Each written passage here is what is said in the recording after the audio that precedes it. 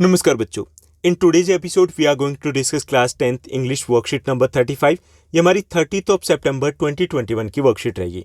आज के इस इजी वर्कशीट में हम फर्स्ट फ्लाइट बुक की third poem a tiger in the zoo को डिस्कस करेंगे। इस पोइम के पोइट है लेस्ली नॉरिस। जैसा कि इस पोइम का टाइटल हमें सजेस्ट करा a tiger in the zoo, यहाँ पे मेन कैरेक्टर टाइगर है और वो जू में। यहाँ इस छोटी सी ब्यूटीफुल पोइम में दो सिचुएशन को कंपेयर किया गया, a tiger in the zoo and a tiger in the forest. दोनों में बहुत बड़ा डिफरेंस है और यहाँ पर इसी डिफरेंस के थ्रू एक मैसेज कन्वे किया जाता है that the freedom is better than the old type of comfort. कि चाहे हम कितनी फैसिलिटीज हो, कितना ही कंफर्ट हो, फ्रीडम ऑलवेज उससे कहीं बेटर होती है। हर किसी को वो फ्रीडम चाहिए होती है। तो यहाँ पर हम अपने प्लेजर के लिए, अपने फन के लिए बहुत सारे वाइल्ड एनिमल को हम जू में रख लेते हैं, लेकिन हम उनके बारे में उस वे से नहीं सोच पाते जिस वे से इस पोएम के थ्रू हमें जो एक नया पॉइंट ऑफ व्यू है वो दिखाया गया। यहाँ पर इस वर्कशीट में हमें 3 स्ट्रेंजा दिए गए इसी पोएम के। उन स्ट्रेंजा को हमें रीड करना है और उसी पर बेस्ड रहेंगे आज के हमारे इजी क्वेश्चंस।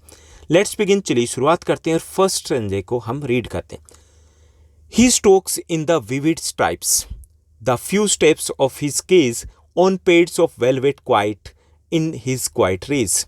तो यहाँ पे ही की जो बात की जा रही है, ही कौन है? यहाँ पे टाइगर है। स्टोक्स का मतलब होता है फॉलो करना, लेकिन यहाँ पे स्टोक्स का मतलब है चलना, ओके, मूवमेंट करना। And in his vivid stripes, vivid होता है ब्राइट कलर और स्ट्राइप्स होता है जो जैसे आप यहाँ पे देख पा रहे हो, यहाँ पे ऑरेंज और ब्लैक कलर की जो लाइंस बनी होती है उनको हम स्ट्राइप बोलते हैं। तो यहाँ पे ही स्टोक्स मतलब जो टाइगर है वो मूवमेंट कर रहा है, किसके साथ? अपनी जो ब्राइट स्ट्राइप्स हैं उनके साथ मूवमेंट कर रहा है। The few steps of his cage, यहाँ पे बहुत एक डीप मीनिंग छुपा हुआ है। The few steps of his cage, जो ये फ्यू स्टेप्स है ये बहुत कुछ कहते हैं। फ्यू स्टेप्स मतलब कुछ ही कदम वो चल पा रहा है। कुछ कदम क्यों? क्योंकि जो एक बहुत स्मॉल से केज में उस टाइगर को रखा हुआ है। जनरली अगर हम बात करें तो टाइगर है वो एक 5 to 13 किलोमीटर के रेडियस तक मूवमेंट करता है। 5 से 13 किलोमीटर का इलाका होता है जिसमें वो घूमता है, लेकिन यहाँ पर वो कुछ ही कदम चल पा रहा है। इट मीन्स दैट उसकी सारी फ्रीडम है वो हमने छीन ली। So he stalks in his vivid stripes, यहाँ पे एक टाइगर वो मूवमेंट कर रहा है। कहाँ पर? केज में मूवमेंट कर रहा है। A few steps of his cage, क्योंकि जो केज है वो काफ़ी स्मॉल है, सो वो कुछ ही कदम चल पा रहा है। उसी एरिया में, उसी जो छोटा सा एरिया है उसमें वो मूवमेंट कर पा रहा है। On pads of velvet quiet in his quiet rage, on the pads of velvet quiet, यानी उसके जो पेड्स क्या है, उनके जो पंजे हैं उनको वेलवेट के साथ कंपैरिजन किया गया। मेटाफोर यहाँ पर यूज किया गया। वेलवेट क्वाइट यानी कि उनके जो फुट स्टेप्स है वो हिरेबल नहीं है, उसको सुन नहीं सकते। क्यों नहीं सुन सकते? क्योंकि उसके जो पंजे हैं वो वेलवेट की तरह बिल्कुल सॉफ्ट हैं, बिल्कुल मुलायम है। And in his quiet rage, और यहाँ पर जो उसका गुस्सा है, रेस क्या होता है? Extreme anger. जो उसका एक्सट्रीम एंगर है वो भी यहाँ पे शांत है। हालांकि जो टाइगर है वो यहाँ पे खुश नहीं है, लेकिन वो अपने रेस को यहाँ पर शो नहीं कर रहा है। क्यों नहीं कर रहा है? क्योंकि उसे पता है कि वो कन्फाइंड है, उसकी जो पावर है उसको रिस्ट्रिक्ट कर दिया गया है, वो इस केज से बाहर नहीं आ सकता, इसलिए अपने गुस्से को वो यहाँ पर कंट्रोल कर रहा है। ओके, तो ये हमारा फर्स्ट स्ट्रेंजा था जिसमें हमें मोमेंट इंट्रोडक्शन दिया गया कि जो टाइगर जू में कैसी मोमेंट करा। उसके बाद सेकंड स्ट्रेंजा है। पहले हम जो ऑल 3 स्ट्रेंजाज हैं इनको समझेंगे, उसके बाद क्वेश्चंस को डिस्कस करेंगे। जो सेकंड स्ट्रेंजा है, he should be snarling around the houses. Second stanza में बताया गया कि अगर वो फॉरेस्ट में होता तो कैसा होता। He should be snarling around the houses. Snarling होता है एक वार्निंग आवाज़ निकालना, जैसे कि एक तरीके से डॉग हैं भौंकते हैं तो वो क्या है? वार्निंग आवाज़ होती है। Okay, he should be snarling around houses at the jungle's edge and baring his white fangs and his claws terrorising the village.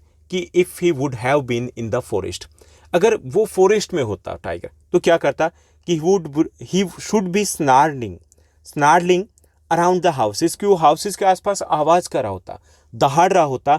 At the jungle says, jungle says मतलब आउटस्कर्ट ऑफ द जंगल, जो forest है उसके outskirt में, बाहरी इलाके में, वहाँ पर वो दहाड़ रहा होता।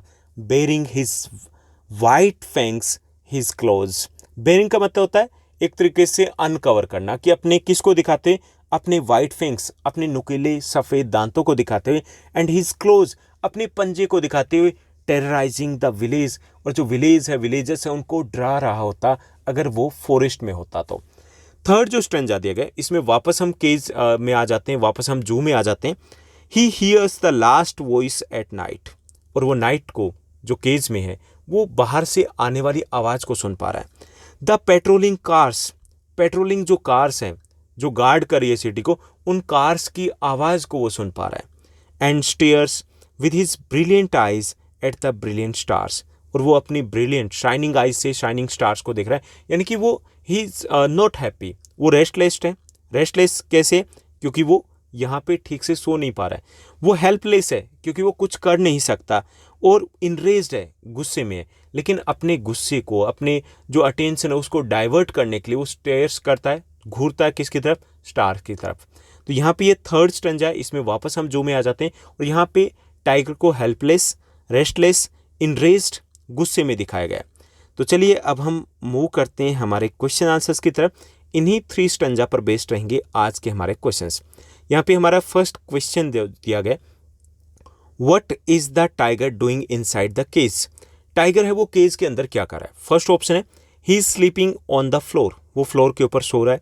Second, he is walking around the cage, वो केज में इधर से उधर मूवमेंट कर रहा है। थर्ड ऑप्शन है he is roaring in anger, वो गुस्से में दहाड़ रहा है। फोर्थ ऑप्शन है he is changing his colour to blend with the cage, और वो अपने कलर को चेंज कर रहा है। तो इसमें करेक्ट जो आपका आंसर रहेगा वो करेक्ट आंसर बी रहेगा, he is walking around in the cage, वो केज में इधर से उधर मूवमेंट कर रहा है। ठीक, तो बी आपका करेक्ट आंसर रहेगा। Now let's move to the second question. Second आपका क्वेश्चन दिया गया, example of metaphor from the stanza. यहाँ पे कंपैरिजन किया गया, जहाँ पे कंपैरिजन किया जाता है वहाँ पे मेटाफोर होता है। तो यहाँ पे मेटाफोर कहाँ पर यूज किया गया हमें बताना है। विविड स्ट्राइप में, फ्यू स्टेप्स में, क्वाइट रेज में, या फिर पेड्स ऑफ वेलवेट में।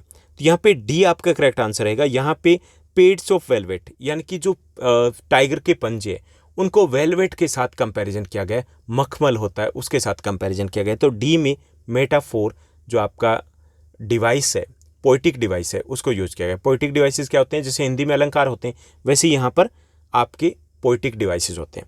Now let's move to the next question. Third question को देखते हैं। थर्ड जो हमें क्वेश्चन दिया गया, how does the tiger scare the villagers? जो टाइगर है वो विलेजर्स को डराता है, कैसे डराता है? फर्स्ट है बाय ग्रोलिंग एट देम, उनके ऊपर दहाड़ करके। बाय फ्लैशिंग हिज कैनाइन्स, अपने जो दांत है उनको दिखा करके। थर्ड है by moving around their houses, उनके घरों के आसपास वो मूवमेंट करता है उससे। डी ऑप्शन दिए गए ऑल ऑफ द अबव, तो इसमें आपका करेक्ट आंसर डी रहेगा, वो हर वे से उनको टेरराइज करता है, उनको डराता है। फोर्थ हमारा क्वेश्चन दिया गया, the rhyming scheme of the stanza is, इस स्ट्रेंजा की राइमिंग स्कीम हमें बतानी है। 4 ऑप्शन दिए गए, ए बी, सेकेंड है A B C, third option है A B C B, and fourth option है आपका ए बी। तो इसमें यहाँ पे देखिए हाउसेज, उसके बाद यहाँ पे एज, यानी कि हाउसेज ये हो गया आपका ए, जो एज है ये आपकी बी हो गई। उसके बाद क्लोज, ये हाउसेज से मैच नहीं हो रहा, दोनों से मैच नहीं हो रहा, तो ये आपका सी हो गया। और विलेज, ये एज और विलेज है वो मैच करते हैं, यानी कि अगेन बी आ गया। तो ये आपकी A B C B rhyming scheme यहाँ पर दी गई, तो यहाँ सी आपका करेक्ट आंसर रहेगा। उसके बाद फिफ्थ आपका क्वेश्चन दिया गया, फिफ्थ क्वेश्चन को देखते हैं। फिफ्थ क्वेश्चन है, how does the tiger feel at night? Night को टाइगर कैसा फील करता है? ओके, फर्स्ट ऑप्शन है आपका हैप्पी, उसके बाद है हेल्पलेस, थर्ड दिया गया प्लेफुल, फोर्थ दिया गया इनरेज्ड, फिफ्थ दिया गया रेस्टलेस, एंड सिक्स दिया गया एक्साइटेड। तो इसमें करेक्ट हमें ऑप्शन है वो चूज करना है। तो इसमें आपका डी करेक्ट आंसर रहेगा, यानी कि वो हेल्पलेस है, कुछ कर नहीं सकता, वो रेस्टलेस भी है, फिफ्थ भी है, और इसमें फोर्थ भी है, इनरेज्ड भी है, यानी कि यहाँ पर इनरेज्ड मतलब गुस्से में भी है। ओके, तो यहाँ पे सेकंड, फोर्थ और फिफ्थ जो ऑप्शन है वो करेक्ट है, यानी कि डी हमारा करेक्ट आंसर रहेगा। सिक्स्थ क्वेश्चन दिया गया, which device has been use to compare the tiger's eyes with the stars? Tiger की जो आइज है, ब्रिलियंट आइज को ब्रिलियंट स्टार के साथ कंपैरिजन किया गया। तो यहाँ पर किस पोइटिक डिवाइसेस को यूज किया गया ये हमें बताना है। फर्स्ट ऑप्शन है एलिट्रेशन। एलिट्रेशन जैसे हिंदी में अलंकार होते हैं, अनुप्रास अलंकार होते हैं ना, जैसे कै की, चारू चंद्र की, चंचल किरणे, च मेच हो गए, वो हिंदी में अनुप्रास अलंकार होता है, यहाँ पे वो एलिट्रेशन होता है। यहाँ पे एलिट्रेशन तो है नहीं। सेकंड है रिपीटिशन, जब कोई वर्ड रिपीट होता हो, जैसे हिंदी में पुनरुक्ति प्रकाश अलंकार होता है वैसे ये रिपीटिशन होता है, तो ये भी यहाँ पर नहीं है। उसके बाद है मेटाफोर, जिसमें कंपैरिजन किया जाता है, और पर्सोनिफिकेशन, जिसमें जो नॉन लिविंग थिंग्स हैं उनको ऐसे ज्यूम किया जाता है जैसे कि वो लिविंग थिंग्स हो, हमारी तरह ह्यूमन बींग्स की तरह उनको दिखाया जाता है। तो यहाँ पे हमारे पास एक ऑप्शन रह जाता है, वो है सी, मेटाफोर, यानी कि यहाँ पे कंपैरिजन किया गया, तो मेटाफोर यहाँ पर पोएटिक डिवाइसेस रहेगा, तो आपका करेक्ट आंसर सी रहेगा। उसके बाद 7th हमारा क्वेश्चन दिया गया, the antonym of the brilliant है, उसका अपोजिट वर्ड क्या होगा। फर्स्ट ऑप्शन है हैप्पी, सेकंड है एक्साइटेड, थर्ड है आपका साइनी, फोर्थ है आपका डल, तो करेक्ट आंसर आपका डी रहेगा डल। तो ये थी हमारी आज की वर्कशीट।